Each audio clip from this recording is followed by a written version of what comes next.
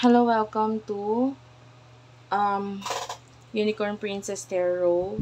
So, reading po ito for um, Cancer. Take only what resonate, guys. Bali, hindi ito magre-resonate sa lahat, ha. So, kung hindi mag-resonate sa'yo, okay lang yon. May mga next reading pa naman tayo. Okay? And, please do comment down below. Kahit po heart-heart lang, smileys. Malaking bagay kasi sa akin yun. Kahit po yung mga bagay lang na yun. Anyway, for the sign of Cancer, messages for Cancer, please.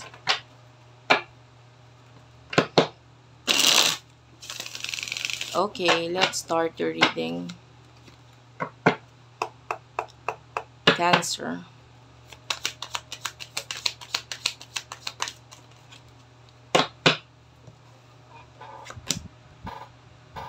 Ace of Bows is here.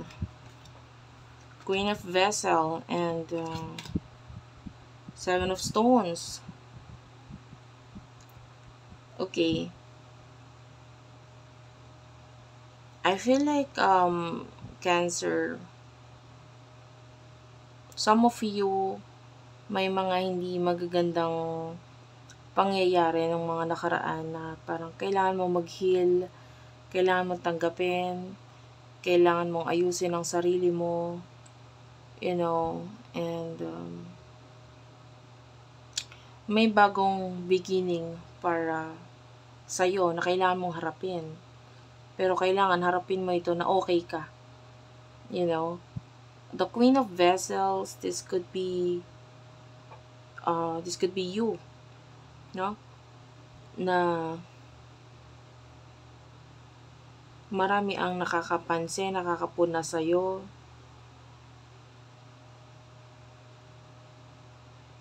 And I feel like marami ang may gustong makuha ka.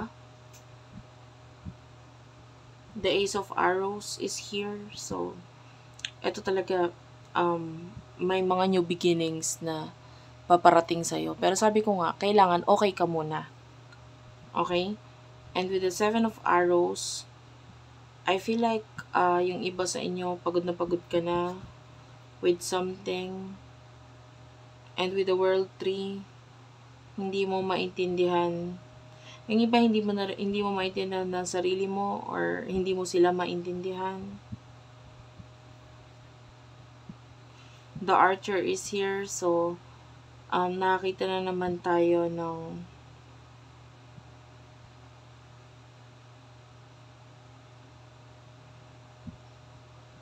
new goal.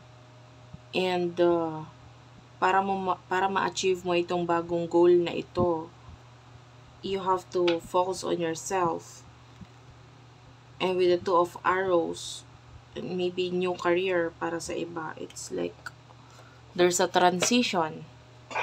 Malaking pagbabago for you. What do we have here for Cancer? Please tell me.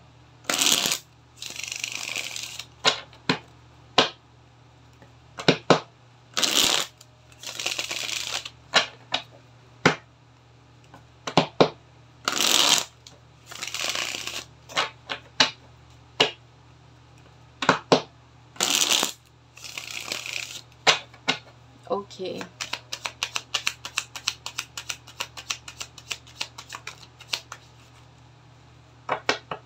Cancer. The Forest, Love, and the Ace of Stones is here. One more card.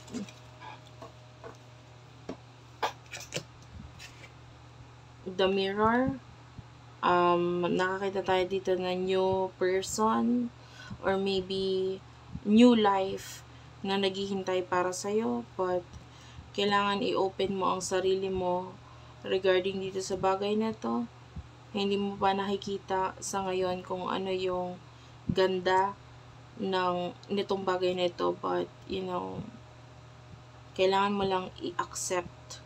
And I feel like there are people around you na ipinapakita na nila sa'yo yung future or sinasabi na nila na maaaring ganito ang posibilidad. ganito ang mangyari sa'yo. But, some of you, mas nauuna yung takot, mas nauuna yung hindi ka sure, or this new door na ino-open para sa'yo. I feel like you want to take it, but you're taking your time, hindi ka nagmamadali. Some of you, pwedeng may kinalaman sa love yon or relationship. Okay? And I am seeing someone, if you're already in a relationship, someone is watching you, nakamasid, and this is like, maaaring yung person mo is may taong may gusto sa kanya. Okay? It's like a different person energy. And kung ikaw ay nasa isang relasyon na, maaaring hindi mo alam or hindi mo nakikita itong taong ito, but matindi na yung paghanga or pagtingin niya sa person mo. Okay, but I feel like if you're in a relationship, hindi ka papayag. Pero if you're single, like there's this new love, magandang relasyon to, kaya lang hindi mo ino-open ang sarili mo. For Cancer, please.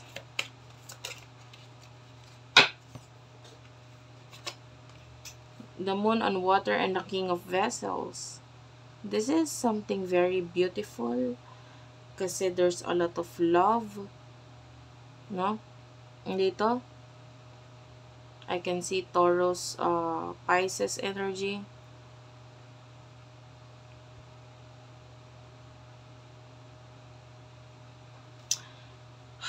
Ito if you're dealing with someone na mature, you know na itong person na ito is already matured, or pwedeng nasa edad naman na kayo, or tama na yung edad, or minsan yung iba pwedeng mas matanda pa nga, ano. There's this energy na you have your abundance at the bottom of the deck. Wala ka nang hihingin or hihilingin pa. Six of Vessels is here. Especially if this is someone in the past, you have to accept this person. Kasi, kumbaga, ito yung connection na parang ibinabalik sa'yo. Ibig sabihin sa'yo talaga yan. Kailangan mo lang tanggapin. Diba?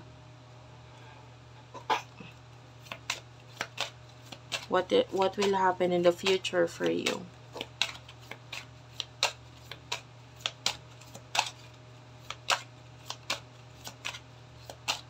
For Cancer, please. Sun, Moon, Rising, Venus, Jupiter, Cancer.